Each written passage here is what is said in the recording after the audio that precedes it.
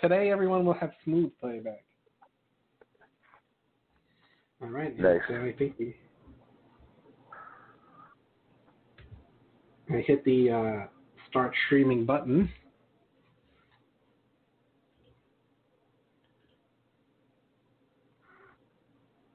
Let's see. Nice. We're booting up. I think we are good to go.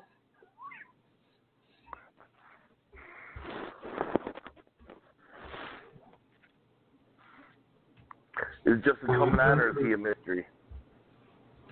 He's out. He's out. He is out. Where is the other thing?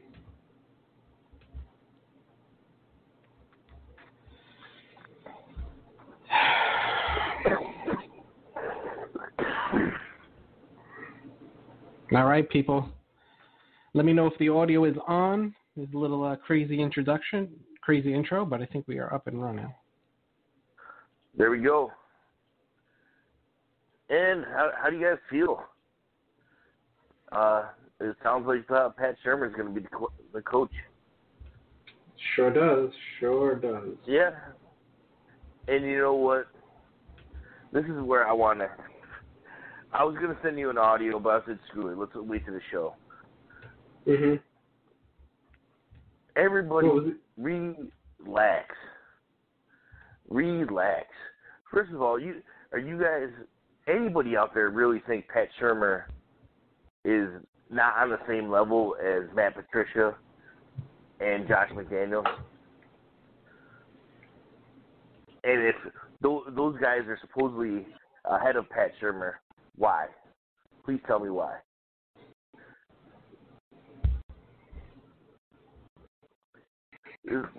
Pat Shurmur already was a head coach, and this is when Cleveland got sold.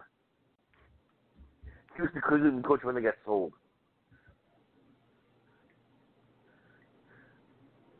If I read it correctly.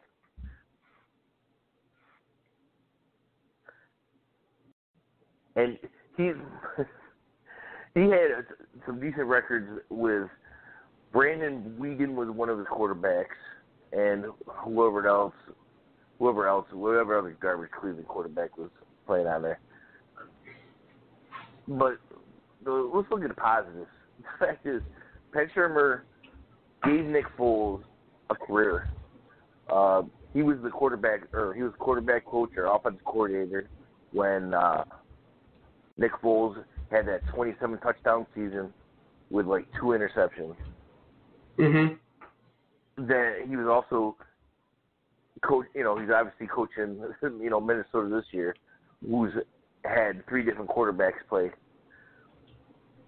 which pretty much showed me, as far as this offense right now, he shows me that he can lose people.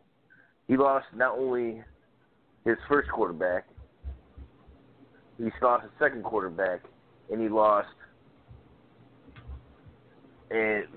playing with the third quarterback along with backup running backs, because Dalvin Cook was the starter and was tearing it up in the beginning.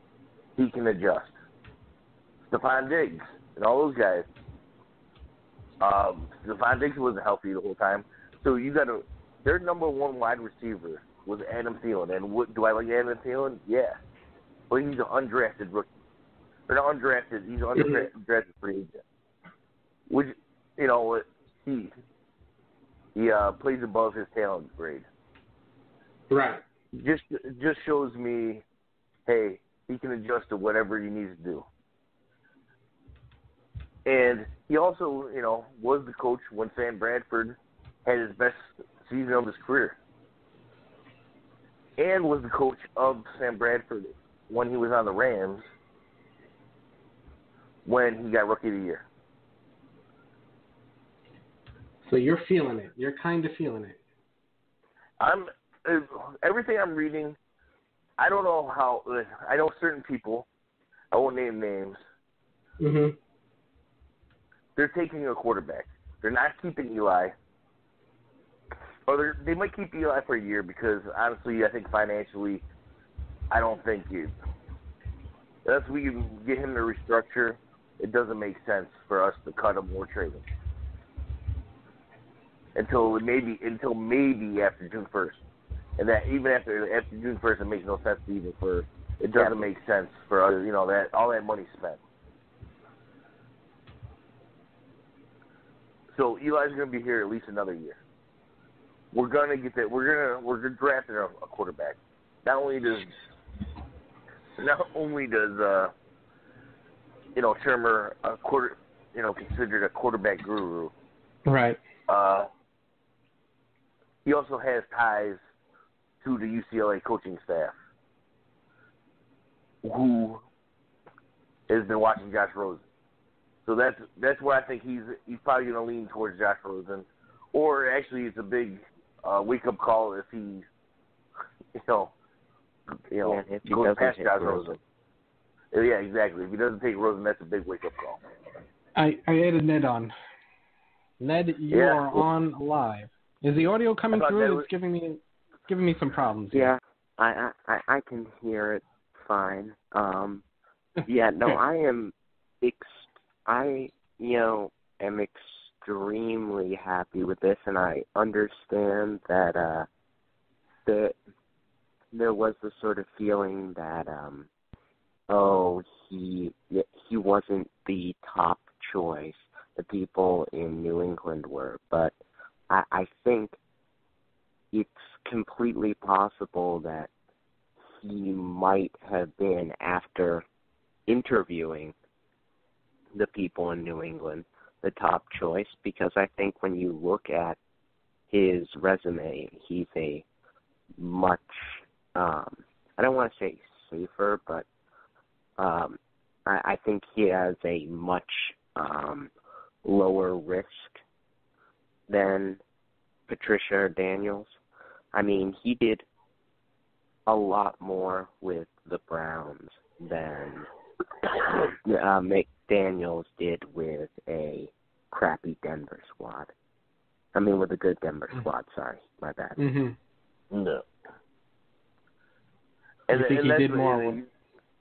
Yep, that's right. Because the fact is, with McDaniels in particular, I had no problem with McDaniels coming in, but all I heard is he wanted personnel, influence, if more control. And if that was the case, I don't want him anywhere. I saw what his choices were when he drafted Debo in the first round. I see what he likes to do. Yeah, that's the killer move right there. Yeah. That's hard to justify. Moving up also to take him, I believe. And as far as Patricia, let's be honest, guys. Other than that week where all of a sudden, obviously the Giants beat writers were trolling us and saying Patricia was the number one choice and he's going to be the guy. Patricia was always going to Detroit. Mm-hmm.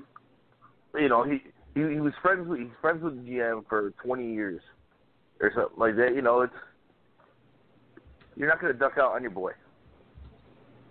You're going to work with your friend and not, just take it's still a good job. And obviously Stanford is a big appeal to that job as well. Right. Now, I think a legitimate question to ask is, since they've got, since obviously the Vikings have Case Keenum going into free agency, and Case apparently seems to really, really like Pat Shurmur, do you think that they'll use Case Keenum as a potential threatening technique to try to get Eli Manning to renegotiate his contract? I would say no. And I know exactly where you're going with that question. Everybody's been saying that Case Keenum would follow Pat Shurmur. The problem is, I don't think so either. I don't think Minnesota's going to let him leave. I mean, out of the three guys, Case Keenum's the healthiest one. Sam Bradford you can't. As good as Sam Bradford is when he is healthy, there is never a season where you can guarantee that he's going to be healthy. And Teddy Bridgewater, who knows what Teddy Bridgewater is? I think Teddy Bridgewater could, if I wanted the Giants to grab one of the Vikings quarterbacks, I would say grab Teddy Bridgewater on the cheap and see what you got.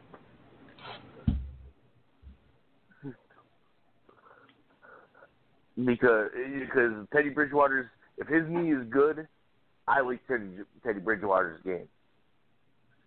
Yeah, but that injury is a big question mark. Yeah, but it's a huge question mark because there was a possibility he wasn't even come back for his career. Right. So, but again, with the Case Keenum question, there's no way. They're going to draft a quarterback. They're going to draft a quarterback. I don't see them bringing in anybody. And financially, it doesn't make sense anyway for them to bring in anybody. Yeah, I really I didn't know that he had ties to the UCLA staff, but that makes me feel a lot better about them selecting a quarterback because I feel like it makes it really obvious in this case. Oh, if Rosen is any good and he knows he's any good through his ties, he'll take Rosen. If he doesn't like Rosen, thinks Rosen's absolutely horrible via his ties, he's not going to take him, and he's going to let some other sucker take him. There you go. All right. So I think we're going to have a little guest on. Let me just coordinate that. I'll send him a text, let him know we're ready to go. See if he's ready to go. All right. Well, can I make... You can hang out. God, you can hang out on the line. No, I was just going to make one little joke before I got off. Sure. To everybody who's in Cleveland, whoever made a McAdoo joke, whoever laughed at a McAdoo joke, you can now officially suck it. Because I honestly, I would fucking laugh my ass off if McAdoo goes to Cleveland. That would be like the perfect, like, karma punishment for fucking over our franchise. It would just be so perfect. Gets to rot in the sad little just depression hole that is Cleveland for the rest of his career. Do you think he's actually going to get the job? No. Oh, I think there's a legitimate chance that he might. And I think there's a legitimate chance that if he does get the job, that after Jackson's gone, if he's shown like any progress on the offense, they might just put him as head coach because it's Cleveland. And if that happens, oh my God. Because I've made I've made McAdoo jokes with some of the people around me because I'm in Ohio, and of course we both hey, sadness together. If I get to turn those McAdoo jokes back on them, that is going to be fucking amazing. All right, there you go. Let me get to my call. On the line we have Ryan Dunleavy. Right. He is the new hire, the new beat writer out of NewJersey.com. And let's say hello, Ryan. Are you on? I am. Thanks for having me on. What's going on, Ryan? How you doing? You have Marco and Tim on live. Hey guys. So, we're a family channel over here. That was a joke, but feel free to curse it up. So, how's it going? Welcome to the beat. I guess I don't have to welcome you, but I bet a bunch of Giants fans want to know what's going on and your thoughts of being the new guy in town and that whole process. How was day one? Yeah, it's been an interesting time to jump on the beat, guys. I mean, on one hand, it's a good thing, it's starting fresh. Get to meet a new coach, get to meet a new GM, and kind of, start on not chasing the 8 ball like I would have been with the other guys compared to the other beat writers. At the same time, trying to do a coaching search or a coordinator search when you haven't met anybody and don't have anybody's phone numbers is not an ideal beat writer situation. So it's certainly been an interesting time to jump on. I'm excited for it. I know Giants fans are super passionate, so that's kind of, as a beat writer, that's what you want. You want a fan base that really cares about what you're writing, whether they agree or disagree. So sure there'll be a lot of both over the next couple of years, but I'm looking forward to it. You were on the Rutgers prior to this? Am I correct about that? I did. I covered Rutgers football for probably 7 years altogether for the Home News Tribune in Jersey, the Asbury Park Press in Jersey, and then NJ.com and the Star-Ledger. Really, really know Rutgers football like the back of my hand at this point, all Rutgers sports. And the Big Ten was obviously a great conference to cover the last couple of years. A lot of really cool places to watch football and a lot of pretty cool moments, and, you know, got to know Chris Ash and the Rutgers program really well, Pat Hobbs. So covered a lot of college football, but it's the game, obviously football is football, but the job of covering college football and the job of covering the NFL are two totally different things. So it's definitely a change. Do you have any relationships currently with any Giant staffers or any players? I don't think anyone came to Rutgers. Yeah, no, no one can. It'd be a good thing for me if the Giants signed a couple of Rutgers players in the offseason. I know Brandon Coleman's a free agent. Right. From the Saints wide receiver. I think, you know, most of them signed last year. I mean, Jason McCourty signed a deal last year. Deron Harmon signed a deal last year. Logan Ryan signed a deal last year. All those guys kind of got locked up. I covered all those guys, obviously, when they were at Rutgers, which, you know, if anybody's listening from New Jersey and isn't a Rutgers fan, Rutgers actually has a surprising number of players in the NFL. I was just saying to somebody the other day, last year Rutgers had the most guys in the Super Bowl when it was Falcons versus Patriots. Last year Rutgers had the most alums in the Super Bowl of any college, and this year if it was Patriots Saints, I think it would have been Rutgers again, because three guys, Brandon Coleman, Jonathan Freeney, and George Johnson on the Saints. But if it was those two teams again, it would have been Rutgers again. That might have been a good thing for me. But no, to answer your original question, no. I mean, I've emailed all the people I need to email, said let's get some lunch when things settle down. Let's talk. Let's, you know, get some relationships going. But as you can imagine, it's a pretty busy time for all the beat writers and a pretty busy time for all the staffers. So us meeting each other is kind of on the back burner. I mean, I've covered Giants games in the past. I was at one of the highlights of my career, actually, so far as a sports writer, is when I was working for the Asbury Park Press, I got to cover the NFC Championship game out in San Francisco at Candlestick Park. What a dump that place was! But I got to cover that game, which was awesome, and got to cover kind of that whole season. I covered the 11 and 12 seasons. The Asbury Park Press doesn't cover it like a beat the way, you know, the New York papers or NJ.com does, but I was there for home games and stuff, 11 and 12. Got to know some of the guys. Joe Martinick was a Rutgers guy on the team at that time. Talked with Victor quite a bit, and Prince Amukamura was a great guy to talk to back then.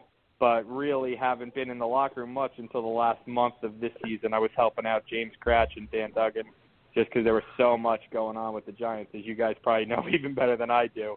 So I got to go back in the locker room this past month, and was definitely a different feel than the Tuck and OC locker rooms, I can tell you that.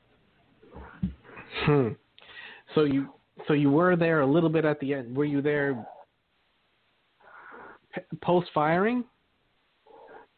Yes, exactly. Yes, I hopped on. But not pre. Yes, no, not pre-firing. No, not when guys were skipping team meetings and storming out. And yeah, I was not there for all that. I hopped on and just after the Rutgers season ended November 25th, I hopped on with Cratch and Duggan just to have an extra set of ears around, just to see how things were going. And by that time, I think, guys were pretty much, the guys who are at the bottom of the roster were still fighting. Some of the other guys, I think, were checked out. I remember I was in the locker room one day after a practice. I think Snacks was pretty much the only guy who talked during the whole hour that was in the locker room. I thought I would turn to Doug and I said, wow, this is kind of strange. He said, it's not like this every day, but I think that kind of told you where things were at that point. Now, nobody really wanted to do much talking at that point. So the big talk obviously is Shurmur. It's not official, but it's pretty much a done deal. Do you think that the Giants got the guy that they wanted? It's mixed messages, right? I mean, I listened to you guys earlier this week, Marco. I listened to your podcast earlier this week, and I think you're probably dead on. I mean, I think they're going to get up there whenever we have a press conference, whether it's this coming week or after the Super Bowl. And I've been to enough of these press conferences where nobody ever doesn't get the guy they wanted. But you could go back to, I wasn't covering. I was still a teenager at this point, but you go back to the Yankees and Joe Torre was like their 5th pick, but it was like, oh, Joe Torre, all right, great, this is the guy we wanted. So I fully expect a heavy dose of that with Pat Shurmur. Whether he's the guy they want, look, he wasn't the clear. I think we know this. I think everybody knows this. He wasn't the clear-cut guy they wanted. Whether he was one of 3 and it was 33% each across the board, whether it was Patricia 1, Shurmur 2, McDaniels 3, or McDaniels 2, Shurmur 3. I think we all know there were 3 guys they wanted above everybody else, and they got one of the 3 guys. And now they're going to tell us all that they got the number 1 guy they wanted, and that's what they should tell you, because if they can't get up there and say, we didn't get our number 2 or we didn't get our first guy, because then he instantly loses credibility with the fans and loses credibility with the locker room. And after what the Giants went through last year, they need the coach to be the dominant presence in the locker room. Do you think the Minnesota Miracle gave him a little push for favor, maybe a little validity to the pick? No, I don't. Listen, I think that'd be a great story. I'd love to write that. But he had interviewed whatever it was 2 weeks before that, so he was obviously on their radar. We've all read reports, various places, that he has a staff in mind. So Pat Shurmur obviously knew he was getting a head coaching job. I don't think if that pass was incomplete, or if it was complete and Diggs stepped out of bounds and they kicked a field goal and lost in overtime, do I think Pat Shurmur wouldn't be the Giants coach? No. I think what gave them a kick in the pants, so to speak, was the idea that the 2 Detroit guys the 2 Patriots guys were taking their jobs. And the Giants, who I think we all know like to do everything by the book, the Merits are definitely going to play by Goodell's rules. I think they saw that, okay, maybe not everybody's doing that. So maybe we need to do some backroom dealing as well. I think more than anything, the wind of Patricia, the wind of McDaniels to the Colts made the Giants act more than, crazy 69-yard touchdown pass. Right. And I haven't really heard that many names being floated around for offensive coordinator or defensive coordinator. That has me a little worried. You think they would retain Spagnuolo? I think most of the other coordinators have kind of found positions or an assistant. I think pretty much every offensive assistant I think has found a job at this point. So I think that tells you something. I think despite the Giants couldn't score 30 points under McAdoo, I think they had highly regarded assistant coaches. If you see the number one thing I've learned, whether it's college or the NFL, is when a staff breaks up, you'll know who the good coaches are by how quickly they get sucked up. And you can see right away that those guys have been sucked up. Special teams coordinator Tom Quinn's still on the market. So I think right away, there you go, how respected guys are around the league, how, their ideas are, mesh with other staffs. I think you see the offensive coach, Mike Sullivan, gone like that. So easy to blame Mike Sullivan for some of the struggles the Giants had offensively, but if he was that bad, he wouldn't have been sucked up that quickly. So, I don't think you'll see. I think Spags is probably the only guy. Maybe Bill McGovern. I think those are probably the only 2 guys that could be retained by Shurmur. I mean, they both worked with him in the Eagles. Coaches hire coaches they know. I mean, not are you going to get some who he doesn't know? Yeah, but for the most part, coaches hire coaches they've either worked with in the past or a friend of a friend. That's what coaches do. They understand their livelihoods on the line. They're going to trust their friends, just like, you know, if you needed to do a project around your house and you needed to call somebody, who are you going to call? You're going to call your 3 buddies. You're not just going to pick somebody off the street. So that's what they're going to do. He's going to hire guys he knows. I spent about 6 hours the other day going through every coaching staff that Pat Shurmur's ever been on, and then finding names and figuring out where those guys were. I came up with a pretty thorough list. The guys I liked for offensive coordinator, just kind of going through it, the guy that jumped out to me was the Minnesota Vikings running backs coach, who's a guy who was Josh Rosen's offensive coordinator last year at UCLA, and his quarterbacks coach before that. Palomalu is his last name. I just thought that was a guy who, if the Giants are going to end up with Josh Rosen, that would be really fascinating, I think. Now, listen, I don't know if Rosen liked the guy or the guy liked Rosen or whatever, but you have history there, and that's certainly a building block, especially if the Giants end up with Rosen, not Darnold. You have to make the hire before you know, but you have to do some reading of the tea leaves. And then, you know, if you go through and you're looking for a guy who's, you know, been there, done that before in the NFL. There were guys. Brad Childress was a guy who popped out. He just retired from the Chiefs, but could he unretire after 2 weeks? Could he unretire to be the Giants' offensive coordinator? I mean, I think that's certainly possible.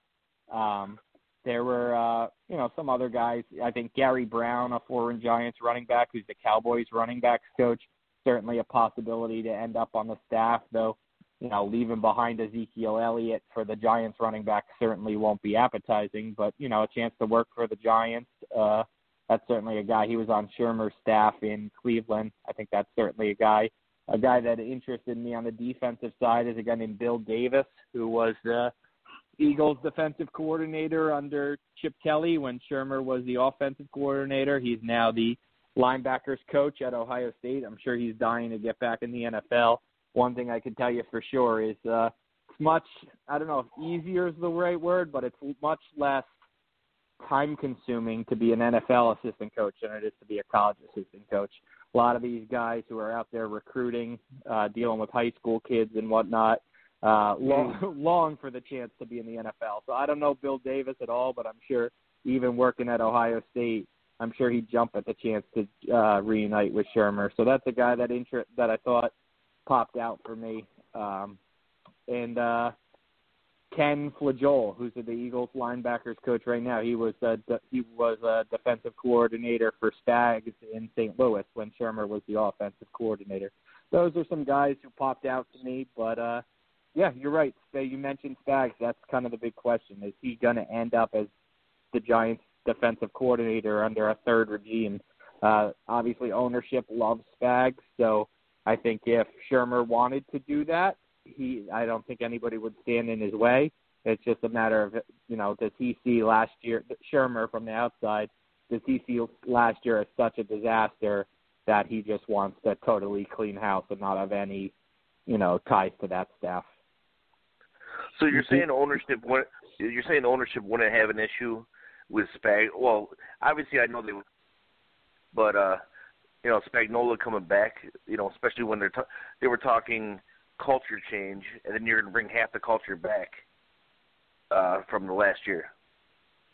I would think they wouldn't have a problem with it. I mean, look, they interviewed him for the head coaching job, so clearly they respect him. They interviewed him, last year, 2 years ago for the head coaching job. Yeah. When it went to McAdoo, they interviewed him this year. They clearly like him. I mean, I understand that the defensive guys were the ones who, quit on the team. 3 guys got suspended, and the effort was in question all the time. But to me, I don't think you could say that half the culture was Spags. I mean, being in locker rooms, being around teams, 90% of the culture is the coach, and the other 10% is the veteran players. I can't hammer Spags for the way that for the culture. I can't say that he's to blame for that. Now, listen, the stats suck, and you can blame him for the stats, but I can't blame him for the culture. I mean, for me, the culture starts with McAdoo, and when they say they want a culture change, they got a culture change by changing the head coach. Shurmur's going to change the culture, whether it's Spagnuolo or Leslie Frazier or Dick Duran or some guy I've never even heard of that, Pat Shurmur went to grade school with. Whoever it is not going to change the culture nearly as much as changing over the players and changing over the head coaches. Right.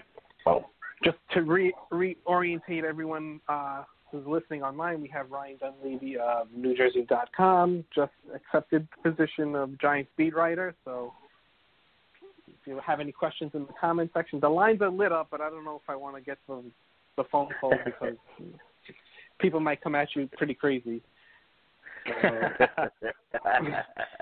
And most of them are fellow hosts of the podcast, one who's super pissed at the Giants for not fully entertaining the Bill Belichick rumors or whatever you would call them, as you've probably heard. Yeah. Listen, the Belichick thing was nice, right? But here's a couple things. Was he ever going to really leave? I don't know. That I'll never know. I don't know that anybody who covers the NFL, I don't know that even Adam Schefter will really know that. Right. Was he ever going to really leave? I mean, Belichick is such a master of secrecy. I'm sure the Giants did their homework on it. I have no doubt, actually, that they did their homework on it.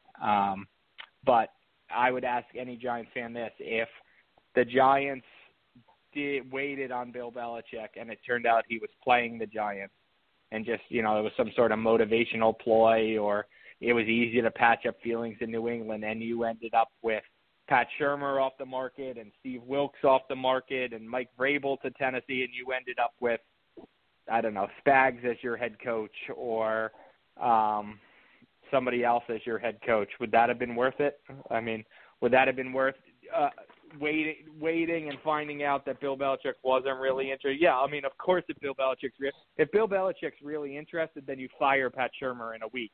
Yeah, and that's it. It's over.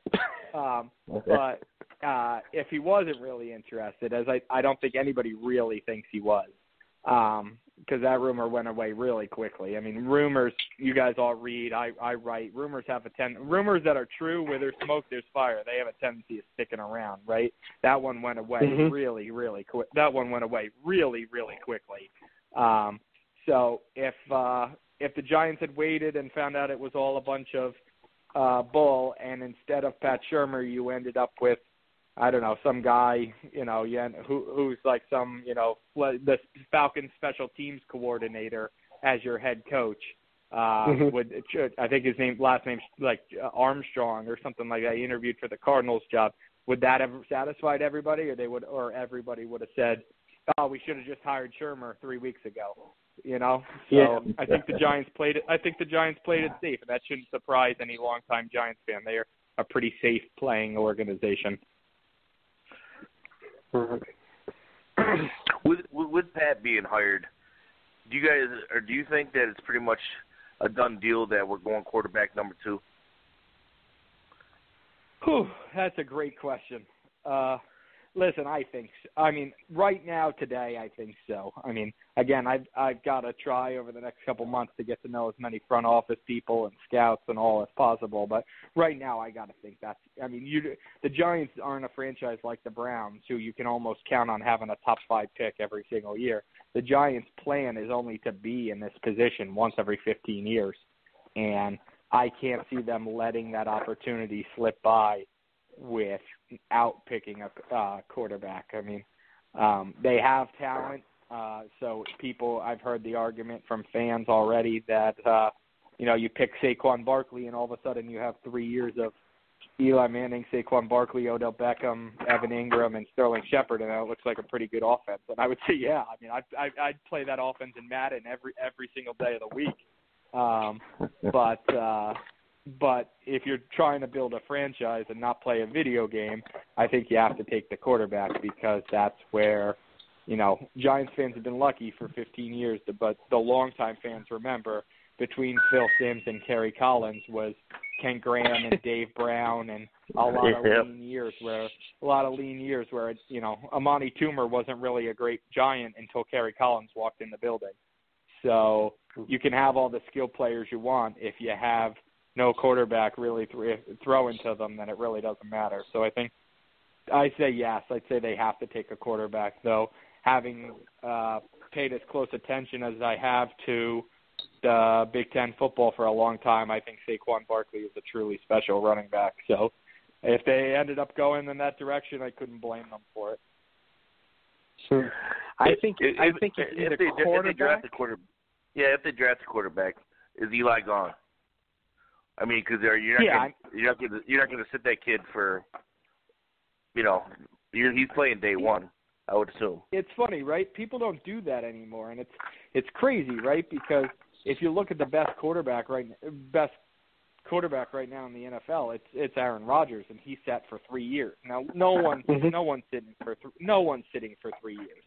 But I don't hate the idea of picking. I don't hate the idea of picking a quarterback and making him sit 12 games, 13. Even Eli sat 12. What did he sit? 9, 10, 11 games his first year. I mean, I don't hate that idea. I know it's old school, but Dave Gettleman's old school.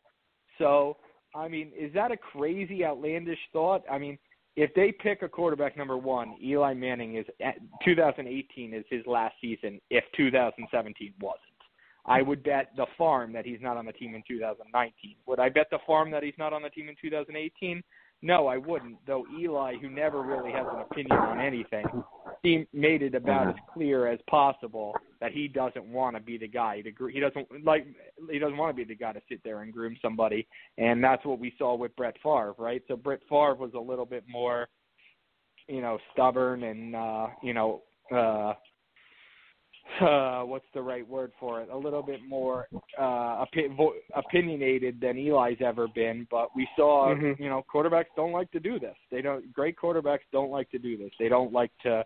That's something for a Josh McCown to do. He knows that his ticket is to be the guy who mentors somebody. Eli Manning's not Josh McCown and doesn't have any interest in being it. So I think if they pick him, I'd say I'd put it at more than 50% that Eli's done. I'd put it at 100% that he's done by the end of next season. Do you see the possibility of them trading down? Not if they like the quarterbacks. If they like the quarterbacks, I can't see them trading down. It doesn't. If they're gonna not pick a quarterback, then I could see the possibility of trading down, because then you're talking about trading. Maybe you get, maybe you take a lineman in the top 10 if you trade down, and then maybe in the second round you pick up a running back. But if you're going to take one of the quarterbacks, you take a quarterback there. If I'm the Giants, I have no interest in doing what the Browns did last year, trading out of a spot where you could pick, Mitch Trubisky or whatever, or Deshaun Watson, or even Pat Mahomes. Trading down, I have no interest in doing that, and then having to trade back up to get Deshaun Kaiser, who now you have the 7th best quarterback in the draft or whatever. If you're going to pick a quarterback, pick Rosen, pick Darnold.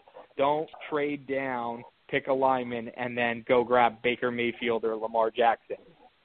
Pick one of the guys that you think is the best guy. I mean, to me, that doesn't make sense.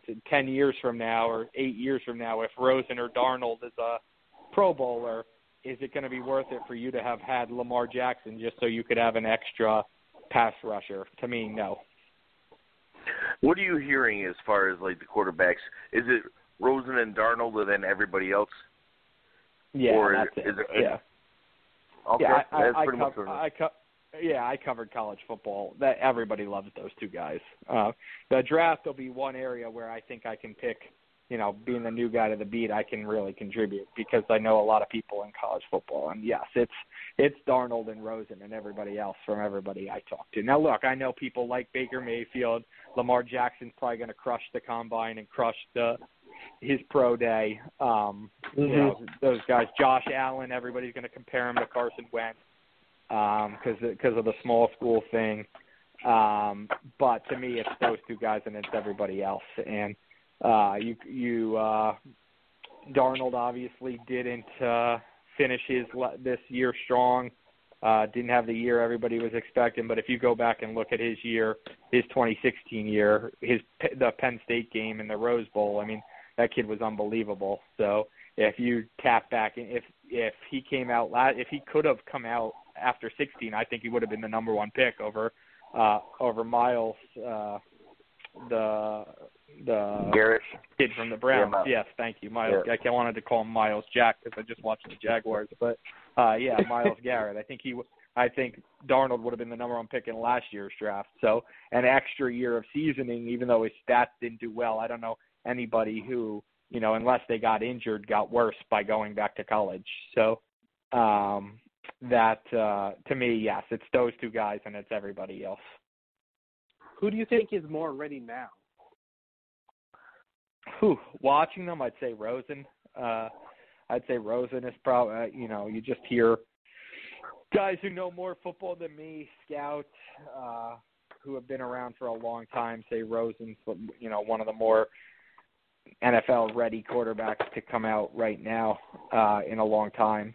So I think Rosen is probably the most ready right now. But, don't forget, when he was in college, he did some wacky things, some wacky, immature things, like having a hot tub in his dorm room and stuff.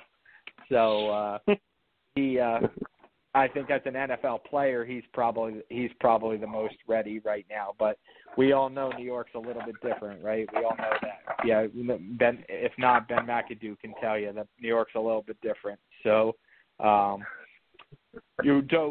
think the reason Eli Manning was a great fit here for so long is is because Eli Manning. Has anybody ever seen Eli Manning at a bar? Has anybody ever seen Eli Manning? Has anybody ever seen Eli Manning outside of the facility or outside of walking his dog in a park in Hoboken?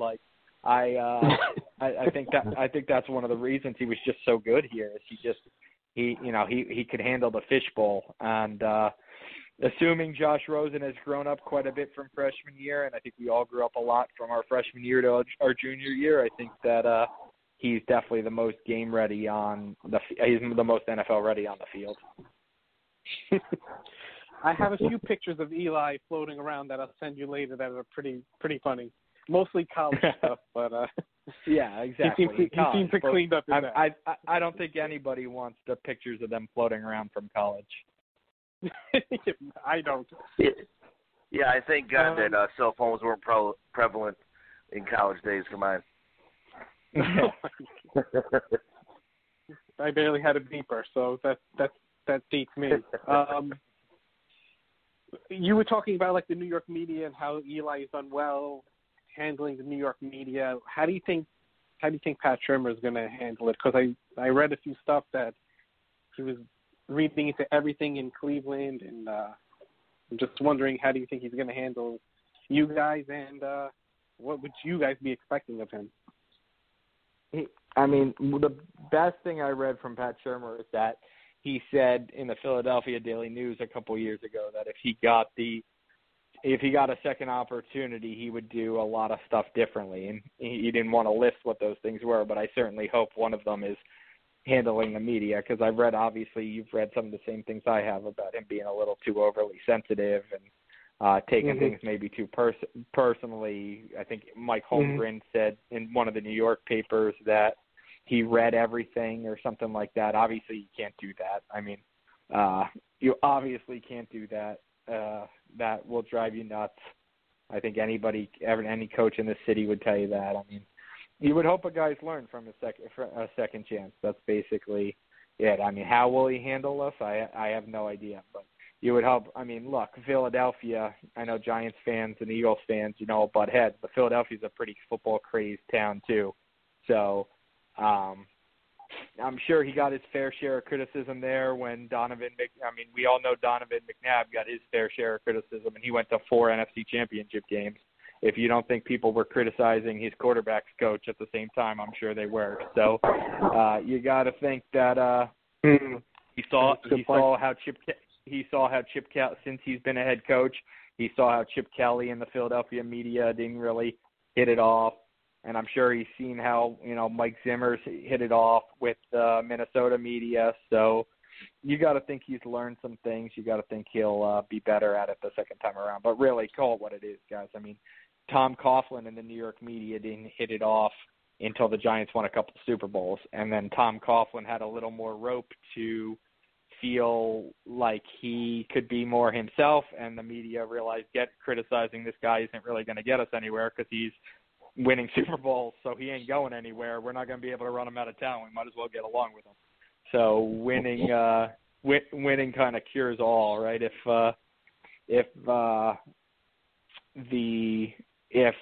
Shurmur comes in and the Giants go 4-12, 7-9, he's not going to get along with the media. If he comes in and goes 12-4, 9-7, 12-4, 10-6, it doesn't really matter if he reads everything because everything he reads is going to be about how great he is.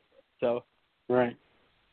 I think that's one of the reasons that Ben McAdoo wasn't as successful as he wanted to be here. He came out with like all the cliches and it's the suit fiasco. He just wasn't. Every time he would say cliche, I saw all the beat writers' eyes rolling in the back of their head. It was like, oh, this guy. I actually went and bought a new suit around Christmas time, and I went and get it tailored today. And as I was getting tailored, I was like, make sure this fits right because I don't want to have a suit fiasco at the introductory. I don't want my suit to be the suit everybody's talking about at the introductory press conference. So, all right, I got a bunch of comments people want to ask you. Let's see. Any thoughts about Davis Webb? Yeah, my thought is I'd like to see him. That's my thought. My thought is I don't understand. From afar, from watching the team on Sundays, I don't understand how you don't play a guy when you're 3-13. I just don't understand it. I mean, I get that Eli, doesn't come out of games, but Eli's backups have played. I mean, they have played, right? I mean, it's not crazy. Like David Carr threw some passes when he was here. Like these guys have played in mop-up duty. These guys have played in, late season games. Like these guys who had no future with the Giants. I don't understand how he didn't play. Like the whole Geno Smith thing, starting whatever, that was a debacle. But how he didn't play the second half against the Redskins, or how he didn't play in the Cardinals game when they were getting pounded, when they couldn't do anything. I mean, I don't really understand that. So my thought is I don't know anything about David Webb. I know Davis Webb. I know less about Davis Webb than I have about Josh Rosen, and he's not even in the NFL yet. So that's my thought about Davis Webb. Is I think the Giants really squandered an opportunity there. Probably like everybody else. I'm not breaking any ground there, but it's just mind-boggling to me that he didn't play. Yeah, especially in garbage scary time. thing. The scary thing is, right, and they're two totally different people. So, and they're two totally different organizations. But if you're a media person or if you're a fan, who are you going to start to compare Davis Webb to? Christian Hackenberg, a guy who's been in the second-round pick, who's been in the NFL in this town for 2 years and has never gotten in a game. And everybody will tell you Christian Hackenberg's not any good, right? So is Davis Webb Christian Hackenberg? I mean, the Giants could have done themselves a lot of favor by just putting him in the game so that he doesn't become the Giants version of Christian Hackenberg. Right. Tim, you have any dying questions? We've kept them on probably way too long. He's probably trying to fall asleep. Try on a suit, make sure everything's looking crisp.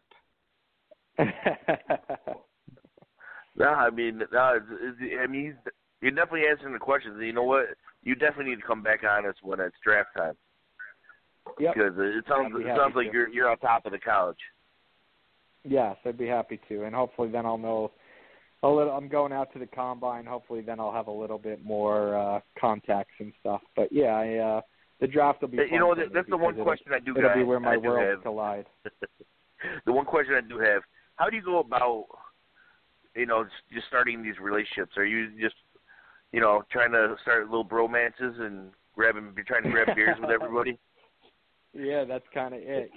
Run up an expense account. I hope my boss isn't listening. Kind of take some guys out to lunch, take some guys out for beers, and just just listen. I'm a 35-year-old guy, so we're at the same point in some of our lives. So hopefully, find some common ground and let them know that I'm not I'm not just looking for information. Just trying to cover the team, trying to do my job, just like they're trying to do their job. Who's the beat writer that's helping you out, and who's the beat writer that's like, is your nemesis? I don't know any of them. Like I said, I just started last week, so I don't know any of the Giants beat writers. I mean, obviously my teammate Duggan has helped me out a lot, and James Cratch, who swapped roles with me. They've been invaluable to me just in terms of pointing me in the right direction, but I don't know any of the. Truthfully, I don't know any of the. I know Jordan Renan a little bit. We have a couple of mutual friends, and he, him and I have had some conversations in the past, but I can't say I, know anybody or like anybody or dislike anybody at this point. That's the way you're when supposed you to get answer in the that season question. next year, please get candid and let us know who's the beat writer that you can't stand. And that's not really my style. I mean, it doesn't really. I heard WFAN yesterday, just like everybody else. I won't. That's not me to insert myself into one of those. So yeah, that's where the real beef is between the Post and the Daily News. Yeah, so. I can't get involved in that. So it's ridiculous. Well, Brian, thank you so much for coming on and spending so much time going through all the questions and everything. And you want to let people know how to follow you and all that jazz? Yeah, please. That's great. Twitter @RY, first two letters are Ryan, and then my whole last name, DUNLEAVY.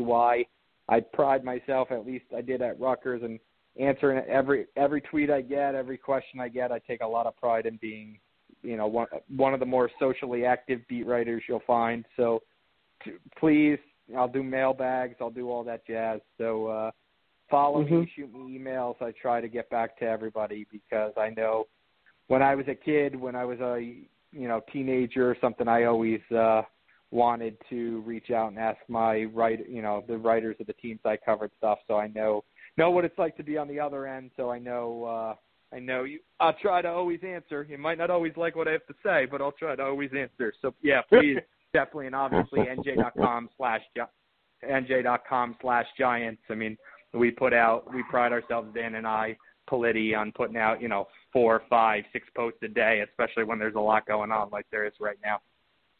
Right. I have a question.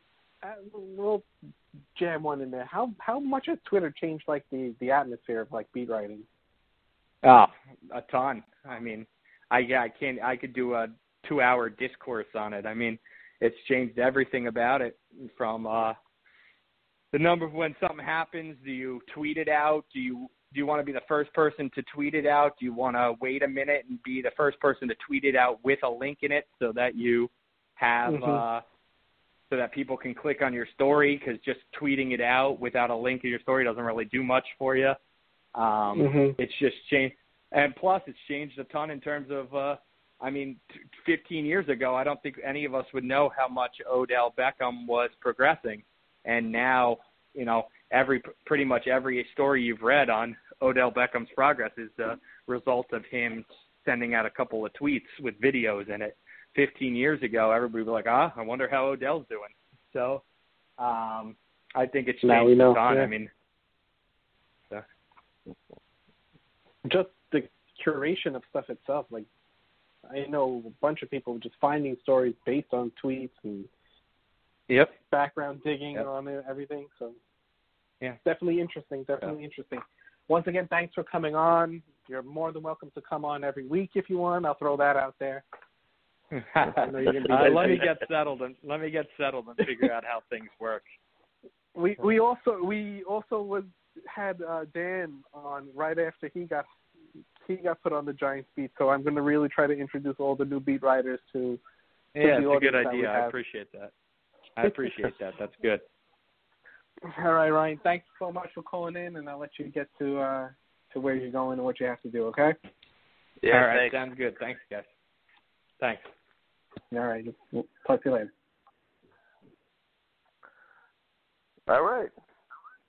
There you go. Yeah. There's that. Hey. You know, don't say Bleedbigblue doesn't do anything for you. No, don't First say of all, you're welcome, Giants fans, because you know what? He made me feel a little better about Shurmur. He definitely made me feel better about the draft. Because I keep arguing with these damn millennials after J-Zach's little video and crap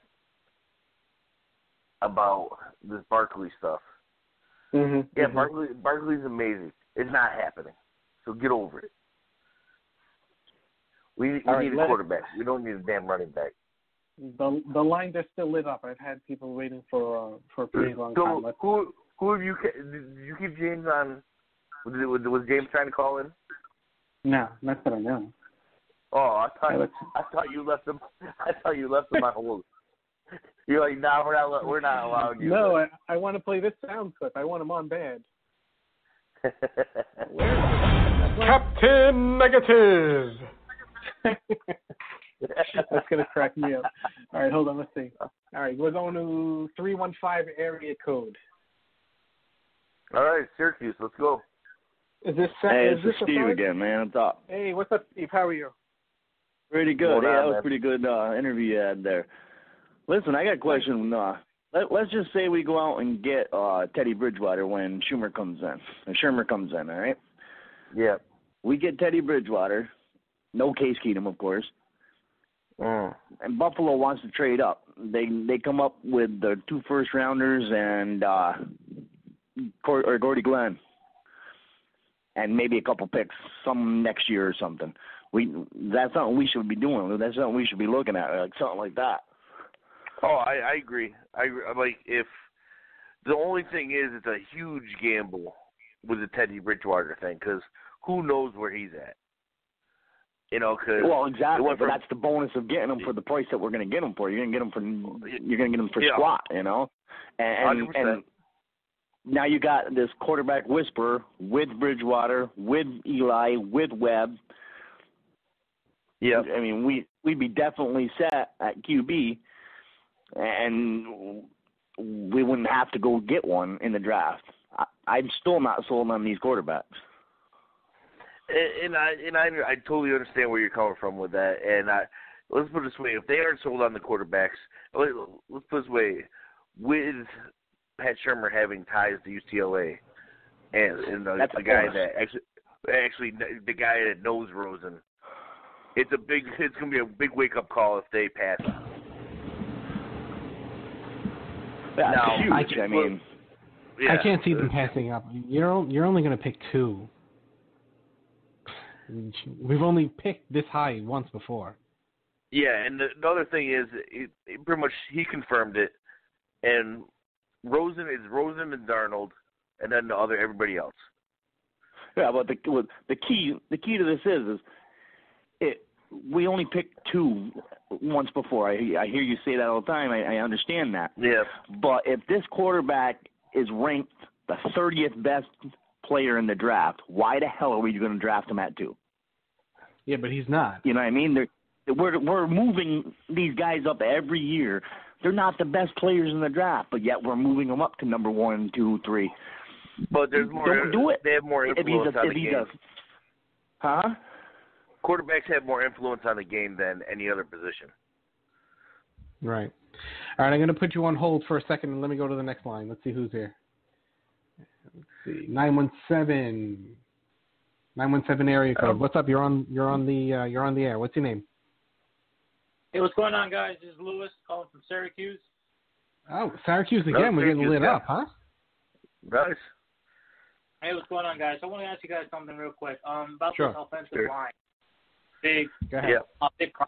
And let's be honest with ourselves. For the past 2 years, it's probably our biggest weakness. And despite the 11-5 record from last year, it was a piece of shit line. Let's be honest. So how would you guys want to address this? Because Justin Pugh Richburg are clearly our elite linemen, but what do you think we do with the tackle positions? Well, I'm going to tell you right now, I actually disagree. Well, as far as Richburg, I think Brett Jones won that job. You bring Brett Jones back, you don't pay Richburg. If Pugh wants big money, I honestly would let him walk because he hasn't finished the season healthy since he's been here.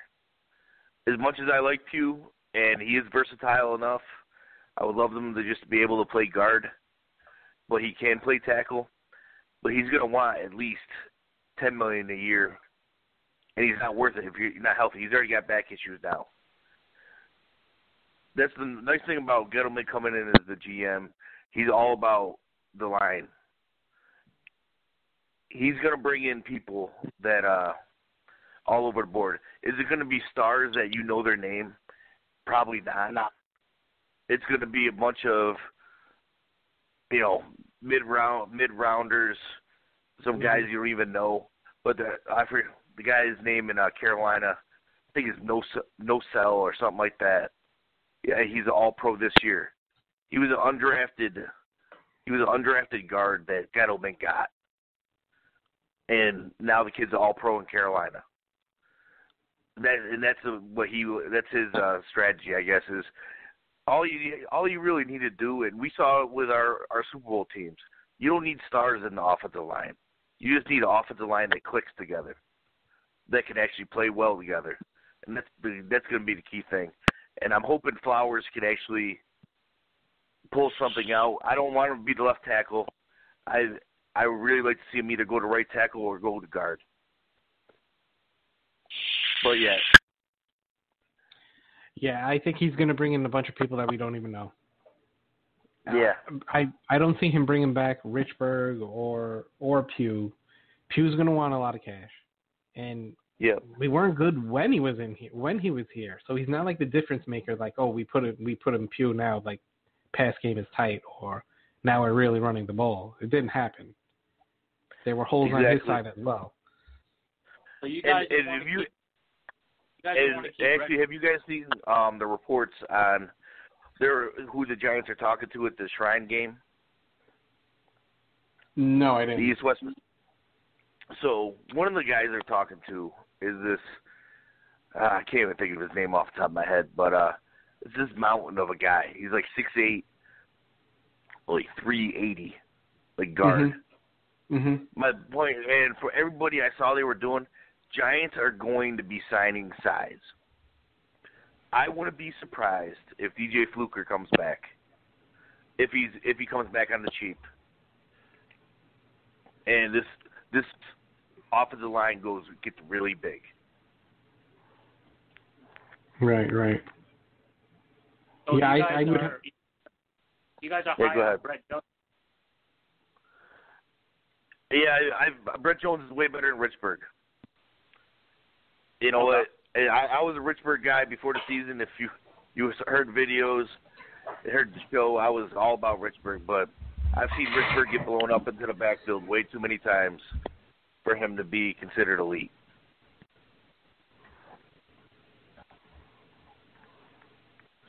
Yeah, what I meant by go ahead, sir. Go ahead. What I meant by like those are probably like our consistent, linemen. When you look at Hart, Flowers, those guys were just getting blown past, like everybody. So that's what I meant by I meant like at least like just like at least consistent. Because those were, let's be honest. Hold on, your cell's breaking up. Hold on. Let me put you in the ice box for a minute. But I'm going off what you said, and from what I heard you say is, yes, most people do think Richburg and Pugh were the most consistent guys, and they are going to be free agents. Will they come back to the Giants? Only if it's a moderate deal, or if it's like a prove-it deal. And Pugh's definitely not going to do that. I can't. Brett Jones outplayed Richburg. The running game played way better when Jones went in there. I don't see any way that Richburg comes back to be the center. Yeah, I can't. Like I said before, Not happening. Let's see. Let's dive into the comments. What do we got going on here? This is the draft to fix the line. From Cruisin' 26. Do you think I don't see them taking any offensive lineman any early, at least. Maybe in the later rounds, down. I can see between maybe second, but I definitely see like third, fourth round offensive lineman going. Yeah. Bunch of people doing Fluker play well. You're not gonna fix the offensive line by bringing in all rookies. But I'm gonna tell you right now, the guys like Chad Wheeler is not a bad start as far as playing tackle. He impressed me for being an undrafted rookie. As long as he's working, who knows what these guys are doing in the off season. If these guys are working to get better, it could be, that could be a huge help. Tom LAU says Vikings pretty much redid their whole offensive line. It seems to work out for them. That's another reason that Shurmur's a big deal as well, is because that's exactly what happened. Vikings lost like their whole offensive line last year between injuries and whatnot, and they redid everything. And that offensive line came together in 1 year. I think they said there was 4 people that weren't on the offensive line, or even maybe not even on the team, that are starting on the offensive line this year, like this past playoff game.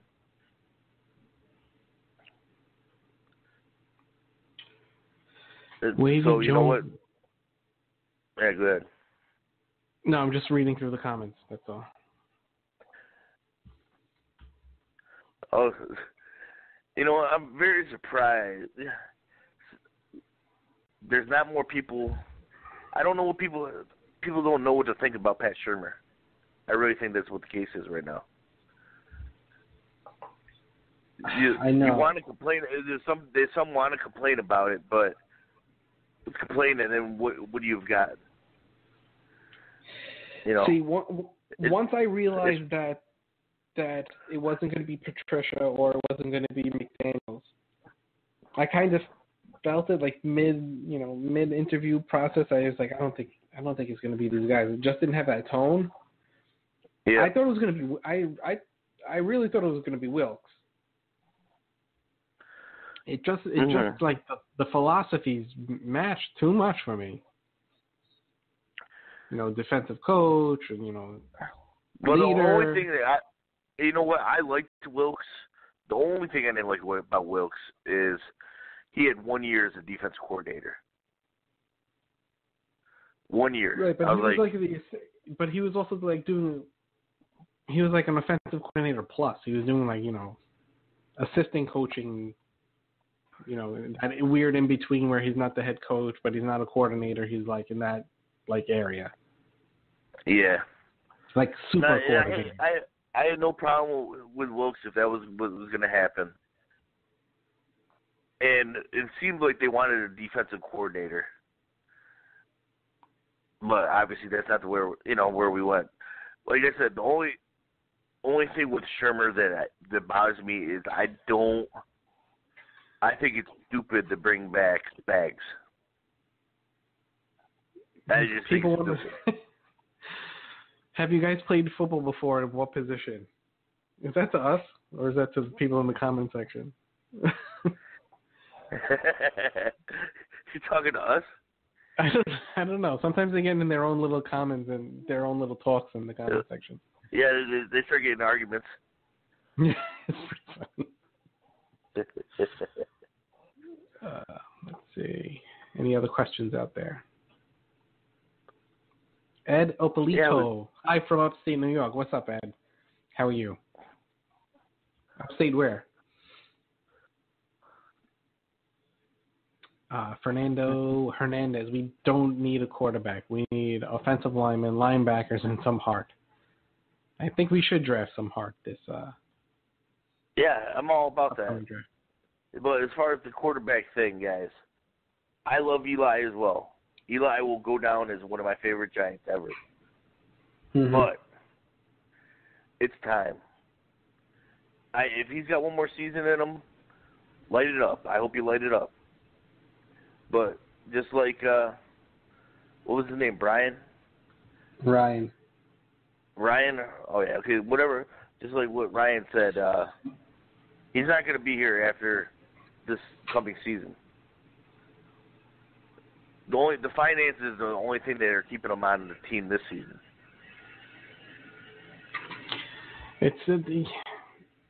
People don't realize like how lucky we are having the same quarterback for 14, 15 years. That's ridiculous. Not only 14, 15 years, a guy that never got hurt. Right, yeah, I know. That played every week. Every game but one. I'm scared for the future because you're almost conditioned now to be like, let's say, we draft a quarterback, whoever, and he gets hurt in week 2. We're gonna be like, what the hell is going on? Why do we? Why is this guy made out of rubber? Well, why do we need a backup quarterback? Yeah, when our backups were being put on the injured reserve list, and Eli was still playing, I'm like, he's not even throwing. How is he getting injured?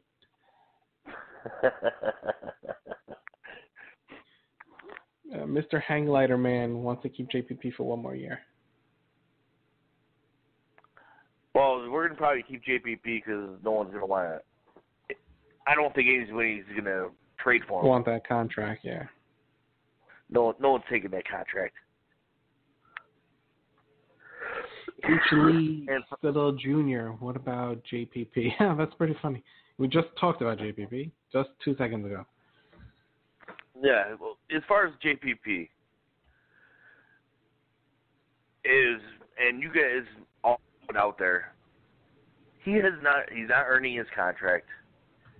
He's not playing hard. What was the stat that, did you find it or did James find it? To where he's only had all of his sacks came against under teams that haven't made the playoffs or are under 500 or some. He feasts on shitty teams. So no good team he plays well against. So there you go.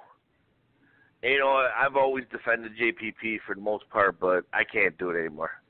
See ya. You're definitely not worth the money we're paying you.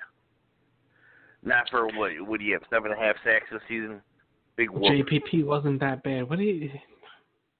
All his sacks were against horrible teams. He had one good game. You guys realize 3 of his 7.5 sacks was one game, and that was against a backup right tackle. What the hell was the game? I can't even think what the game was.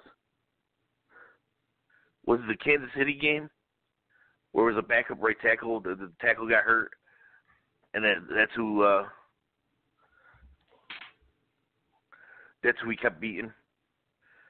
Big deal. Was it the India? I forget which game it was.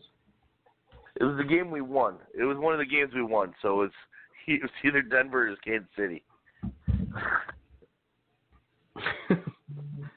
Just one of those.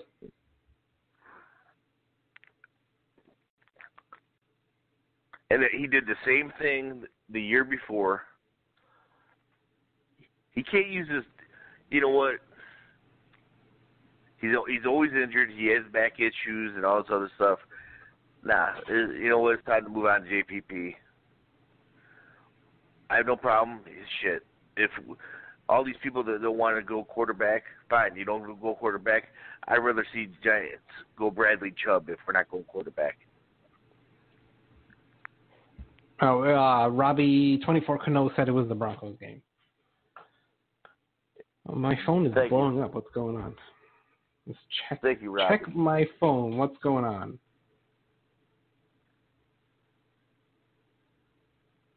Oh, I have a million mentions.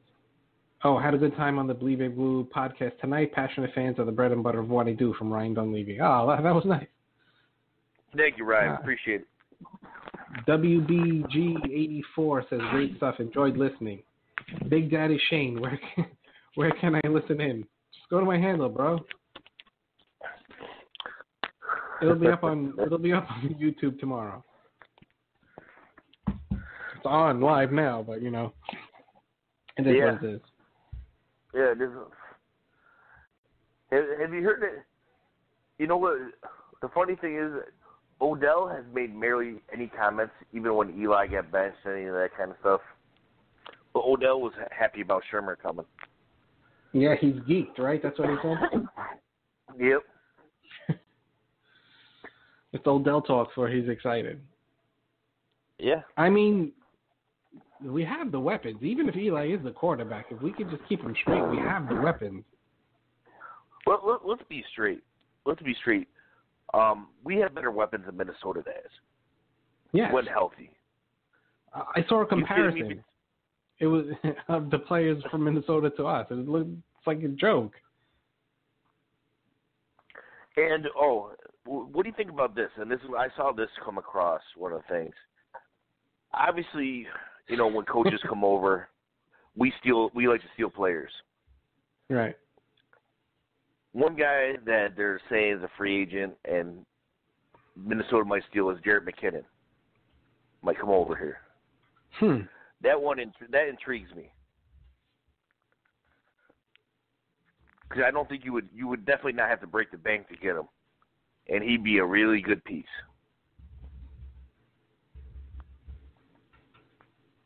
You don't think we would break the bank to get him? No, you would not have to break the bank to get Jerick McKinnon. No, not break the bank, but I don't know. No. I gotta think about it. I gotta let that one marinate a little. Yeah, it's not gonna be Shane Vereen money. Relax. Right. Yeah. First of all, we should have never paid him anyway. Right. And all you Darkwa fans out there, we shouldn't re-sign Darkwa either. Excuse me, I'm a Darkwa fan, but I don't think they are going to sign him. Where's Grumpy? Where's James Grumpy self at? Hold on, this is music, right? Plays music. Captain Negative. That's what we were waiting for him to come out tonight. That was waiting for him. Man. I think James literally needed to take a break because after we got a little argument over the Shurmur stuff, it's like you just see he calms down. Like when I check his social medias and see what he's bitching about, and he's like he went away for a second, like he needed to go take a breath. He just needs to vent. And you know what? I hope he listens to the show tonight. The Belichick crap was never going to happen. He was tuned in before. Oh, was he? Yeah, I saw him log in on Facebook. That's the thing with Belichick. It was never going to happen. And my biggest thing with Belichick was, and let's be honest, Marco. Would you want to give up picks for Belichick? No. And we'd have to give up a lot of picks. Yeah. We'd have to give up probably two, three high picks for a guy that would be here maybe 5 years. That's what I was telling them. I was like, look what they gave up to get Gruden back in the day. Gruden. It was 2 first-round picks and 2 second-round picks. Yeah. Giants Pride just said, let's go to the draft already. I'm dying for the draft as well. Well, I'm just holding my breath on the coordinators getting picked. As far as the offensive coordinator, that matters a little bit, but not really. Because let's be honest, Shurmur's the coordinator. I want to know who the defense coordinator is. You're worried about Spags, huh? I'm worried about Spags. You know what? As much as we loved Spags. If you listened to the show 3 years ago, when Spags got the job to come back to us, we were all geeked. We were all geeked, just like Odell. And but it's worn out its welcome. I don't agree with Ryan that's saying that Spags wasn't half the problem. Oh wait, let me just clarify something. Hold on, Tom LIU. Oakland didn't use 4 picks to get John Gruden. This was when John Gruden was traded from Oakland to from Tampa Bay to Oakland. Correct? That was Wade. No, it was Oakland. It was Oakland to Tampa Bay. Oakland to Tampa Bay back in the day. They gave up 2 first-round picks and 2 second-round picks to trade him. Yeah. But to be fair to Tampa, they were like a player or coach. They were literally a coach away. Because technically, that was all Tony Dungy's guys that Gruden coached to the Super Bowl. Yeah, I think now he's overpaid. He's like a 500. I mean, I guess being a 500 coach is like, and he does have a Super Bowl ring, so I get it. No, Gruden's a great coach. And I don't know. And the thing is, he brought over a good staff too. That's one of the main things as far as being a head coach is what staff can you bring over as well. Right. I don't know. For some reason, I'm not sold on him. I get it. I think Gruden's good. I mean, I like him. And I know he brought over like Paul Gunther, and I think he stole Greg Olson from St. Louis to be the offensive coordinator, or from L.A. to be the offensive coordinator. I mean, he pretty much had his pick of guys. I mean, we'll see. I mean, he has the team, because honestly, Oakland should have been way better. I feel bad for Jack Del Rio. You see, he's a guy. Maybe why not as a coordinator? Not only Jack Del Rio. So this is the guy I thought about today. What would you think? Because I saw this guy is looking for a job, not necessarily being a head coach. He just wants to be a coach. What if John Fox came back to be the defense coordinator? Nah. I mean, that's right up their alley to get like a very underwhelming, like a pick with no sizzle. You know what I mean? Let's put it this way. You tell me Chicago didn't play great defense, and that team had nothing, and plays like the same kind of defense we play anyway? No, I get it. He's a good defensive coach, and he had his time in the shine as a, Yeah, he had his head coaching shine. He's already got ties to us anyway. I mean, and obviously, it doesn't make a difference anyway if Shurmur doesn't like him. It doesn't make a difference. But I thought about that day. I go, John Fox. I go, because I do remember the coaching staff when we had it was Jim Fossil, but we had was John Fox was defense coordinator, and Sean Payton was offense coordinator. Mm-hmm.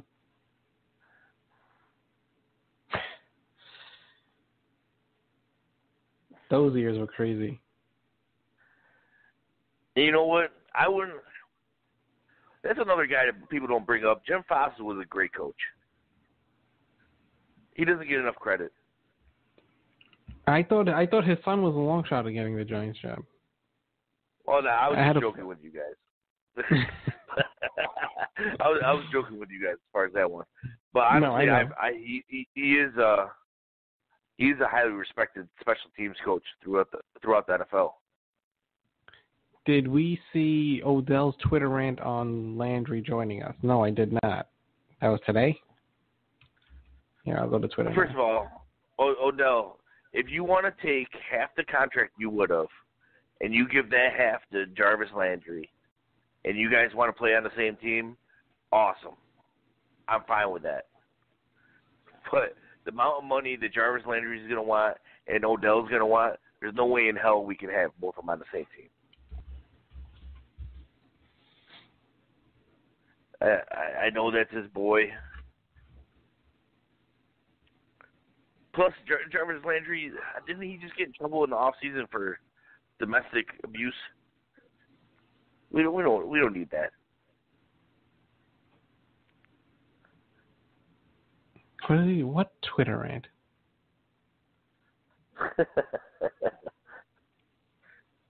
To all your artists out there who want to be on a record label,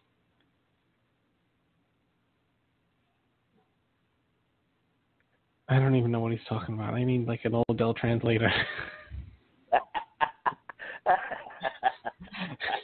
Too late for me to be reading all that. So they're starting a record label? Oh, you know what? I have no. This is what the Stars should do. You know, I understand that Odell's going to try to get Jarvis Landry to come. Mm-hmm. I highly doubt it's going to happen. Well, I almost 100% know that it's not going to happen. But the Stars should be recruiting players to come play with us. Whether it's Odell, whether it's, you know, what Landon Collins should be doing it too. All those Alabama guys that you guys are all friends with and all that shit. Hey, him and Delvin Tomlinson should be, hey, come on over. All right, so there was a domestic dispute with Jarvis Landry apparently, but his girlfriend denied it. Oh, of course she did. She got a little cash. I think he means. Oh, I think he means what Odell spammed during the trading deadline. Yeah, maybe. Hold on. Is Odell still following me? Has anyone checked? Hold on. I don't know if Odell's still following us. He probably. I would assume he's listening now because what else is he doing? Yeah, no, he's definitely listening in. Yeah, I mean, Odell, if you want to call in, you know the number. He's still following. Maybe he's following because I never ask him to do anything. Like hound him. People get in there and they probably just blast him in private messaging.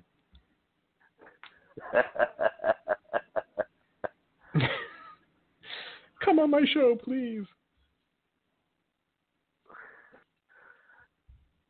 I just wonder, this is the question I ask to the fans out there. Me as a what fan? Is going to make us the number one Giants fan podcast? What do we have to do to make us number one? Yeah, leave it in the comment section. Hold on. We got a caller. Let's see what's up. 347 area code. What's up? Where are you calling from? Hey, I'm calling from Jersey City. Hey, what's up? What's your name? What's going on, man? All right.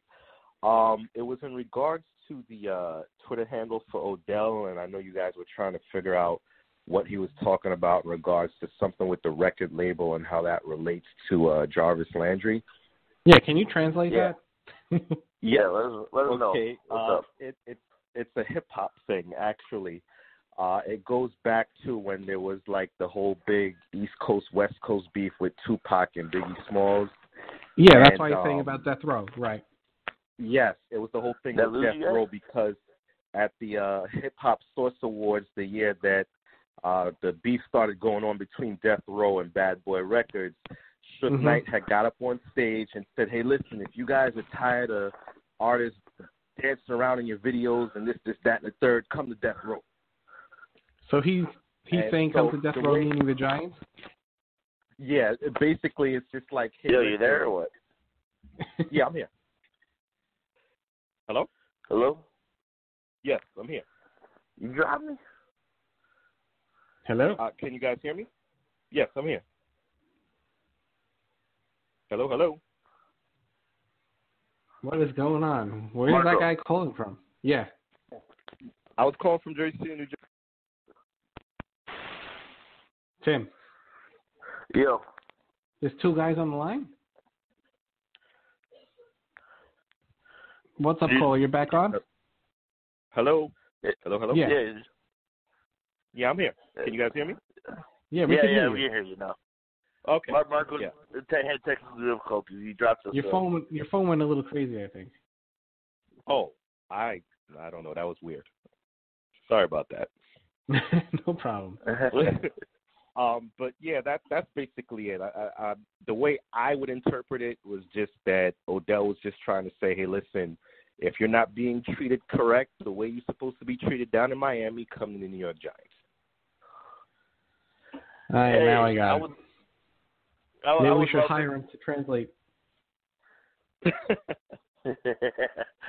I would love it if Jarvis Landry came, but we don't got that kind of money to be spending on him. I agree. Yeah. Does he want $5 million that Brandon Marshall's getting? Even though I'm on record saying that I love Brandon Marshall and he's like one of my favorite players. The money for Brandon Marshall, I would personally give that to Jarvis Landry in a heartbeat. But my name's not David Gettleman. Nope. Neither is mine. He wants to take a 1 year, $5 million contract, or whatever, 1 year, $6 million left on Brandon Marshall's contract. Jarvis Landry can come over right now. Yeah, that's not gonna happen. No. All right. I'm a first-time caller, guys. Thank you. I'm glad I can clear that up for you guys. Enjoying the podcast. I appreciate it. No problem. I appreciate it, man. Thanks for calling in. All right. No problem. Have a good night. Later. So let's see. Where were we? Now, I'm glad we have callers that calling in to let us know how the basic definition of that was. Yeah. We have many statisticians out there to plug us along. We got about 23 minutes left in the podcast. I don't know if I could last. Joining it up in the background. What's going on in the comments? Anything? Let's see. We can cut Harris, Jerry, anyway. Marshall, DRC, and we could sign Landry for $20 million for 1 year. Why? You know what? This is what I'm going to say. I don't think DRC is getting cut. And everything I read up, I bet DRC is our free safety next year. Mm-hmm. Yep. And which I think would be awesome, actually, as far as coverage-wise. Giants Pride said, for us to be the number one podcast, be like Logan Paul and promote your merch and dab on them haters. God. Tim, are you up on all the YouTube drama and everything? As far as the YouTube drama? Yeah. Nobody I'm coming after right now as far as comments. I backed off a little bit, but all you little millennials out there, you guys made me laugh on YouTube because the same video that will go up on Facebook that will go up on YouTube, I have way more. Old school has way more supporters in Facebook land than all you new school kids want to support all day on YouTube, which tells me YouTube comment people, you're not as smart. Because, especially if you're listening to a kid, his name is J-Zack. That's why we call him Todd. Logan Paul is AIDS.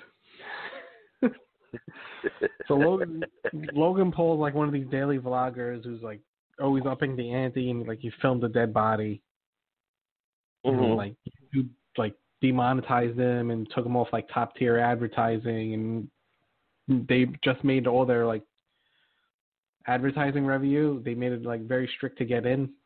But we're in good shape. We have like over the followers that you need, and you need like 1,000 followers, and you need like 400,000, 40,000. I don't know, some watch hours, but we have both, so we're in good shape. We have 40,000 watch hours. Yeah, I think it's more than that within a year. Damn. If anyone knows the number, let me know. We blew it out of the water, though. He's permanently banned from Japan.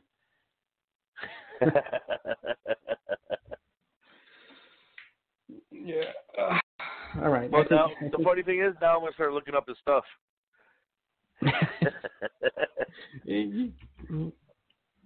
Actually, his brother is he has a brother who also does like basically the same thing. He was a Giants fan. I get that a lot in the comment section. He's always wearing an Odell jersey as a Giants fan. From what I know, yes, he is.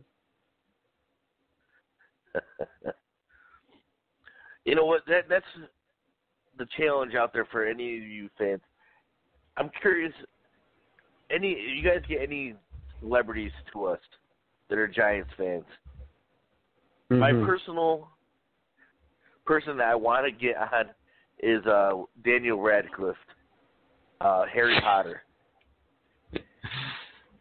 I found out he's a Giants fan, which used me anyway, and I want him to come on.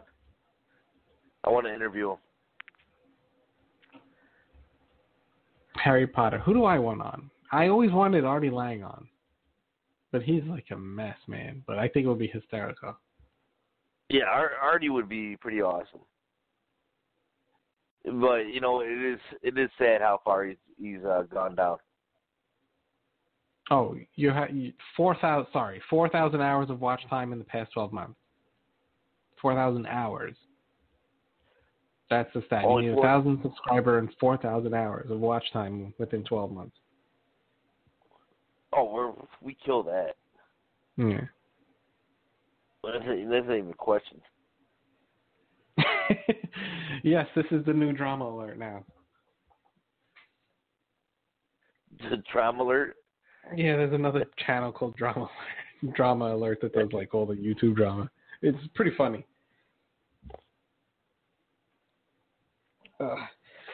Yeah, maybe I should just pop out one as Giants drama alert. I mean, as soon as that comes on. Wait, maybe I should do something like that, like a Giants drama alert, and totally like rip off his intro and everything, and just talk about like all the beef between the Giants players on Twitter and stuff like that. That might be a thing. Well, hopefully that's not a thing after it's supposedly, you know, Eli Apple and Landon Collins squashed their stuff. Right. Hopefully it's not a thing, and it actually stays in the locker room like it's supposed to. But that's where we'll go. You know, I'm so mad that James was not. Captain Negative would have been great. That would have been great. We'll keep that. It's so perfect. It's so perfect. I recorded it on my phone. Well, actually, I don't know if we want this anyway, but is there any way to where we can almost live stream our chats? Oh, I don't know. Yeah, probably. Because, honestly, those are better than half the shows. Like, just display the chat? Yes. But granted, let us know beforehand.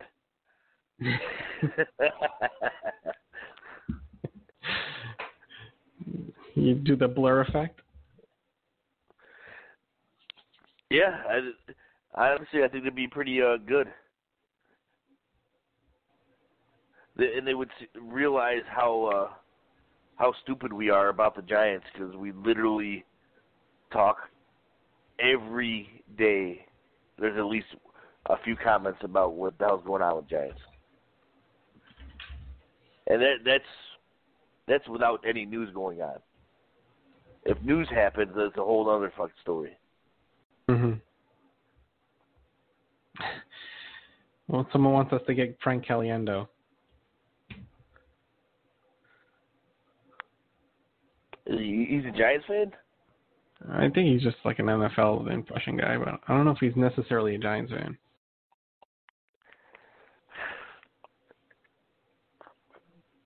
At Giants Pod, I know how to get the message started up. I don't know if we want to though. H3 for life. Oh, he's boring. Yeah. So they're just giving you suggestions for a podcast? Yeah.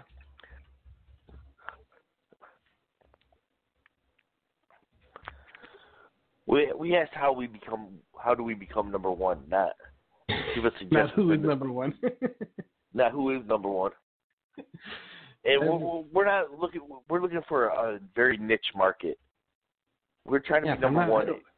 Giants fan I want to podcast. have I actually want to have. I think I like the community tab that YouTube has. It works more like a little bit more like Facebook, where you can put up like photos or just like text up or do like a poll. That would be pretty cool in case I don't put out a video.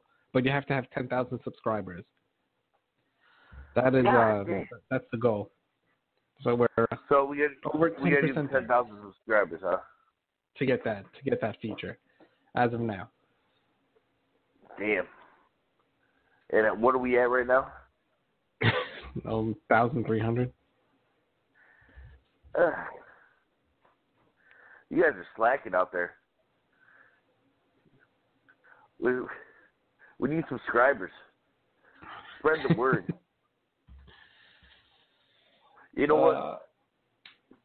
We should have. We start a campaign to get somebody on the podcast that we should not have access to.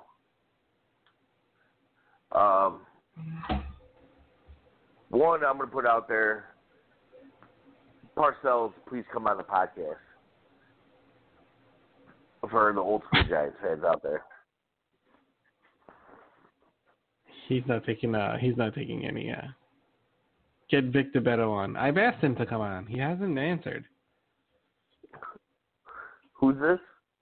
Vic DeBetto. He does like all the Giant rants videos. Oh. To get the milk at the paper. He's the guy who says this. Hold on. If people don't know. Where is it?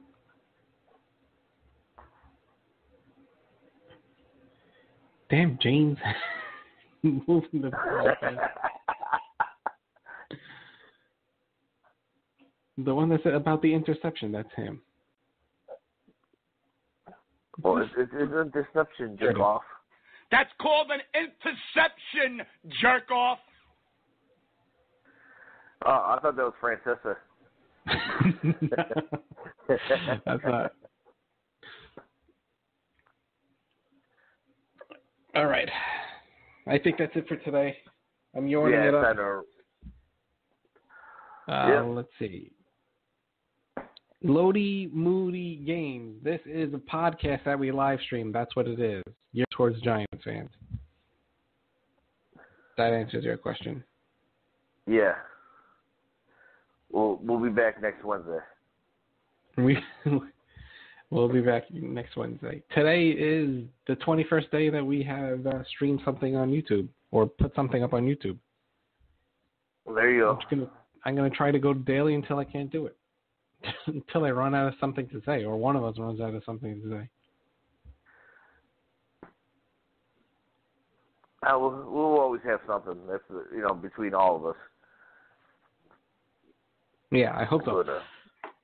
What I was thinking of doing for also is, you know how last year we picked like who we should draft? Yes. Of course we're going to do that this year, like who the Giants should draft, and all of us are probably going to pick the same people. But let's see how our picks from last year, how they did this year. Oh, first of all, one of my picks was horrible. Taco Charlton was terrible for Dallas. See, there you go. Let's do it. Thank God we got it. And actually, Jabril Peppers did all right. He didn't do nothing great. I think I picked Njoku. Did I pick Njoku? I think so. Njoku had a pretty good year. To be honest with you,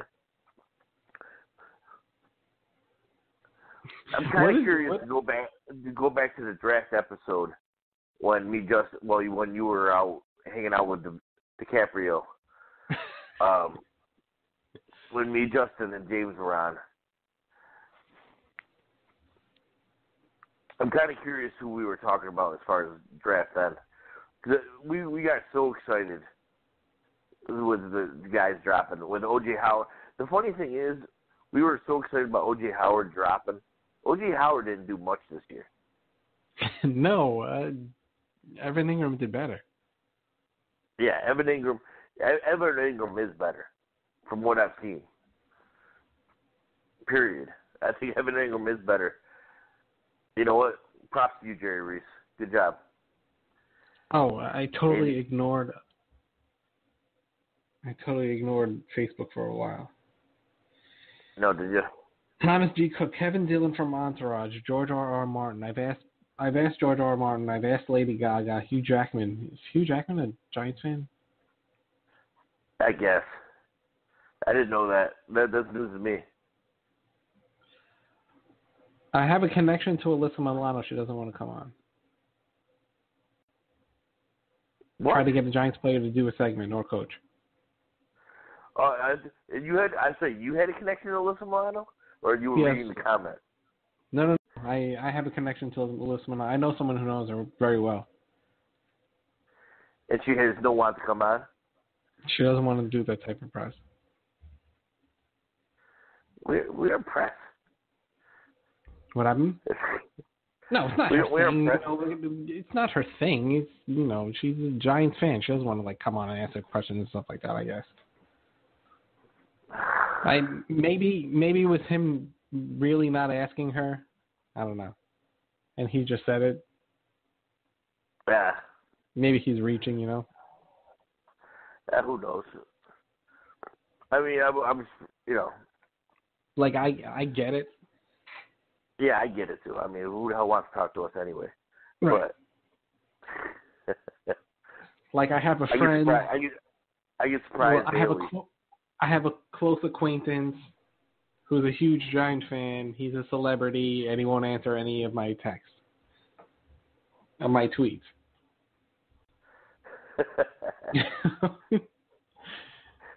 Yeah. So, first of all, that same person responded to my tweets. Did he? Yeah. I basically put down I don't think he knows that that's my handle. I basically put down everything but my name and my address on the damn tweet. Because I remember, because you responded after he responded to me, under my subtweeted. You were subtweeting that thing after he responded. Let's see. Is he on now?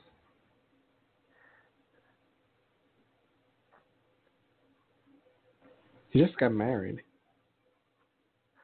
Yeah. I love that we're being secret. I love we're being secretive about it. First of all, if you just check our Twitters, you find out who the hell we're talking about.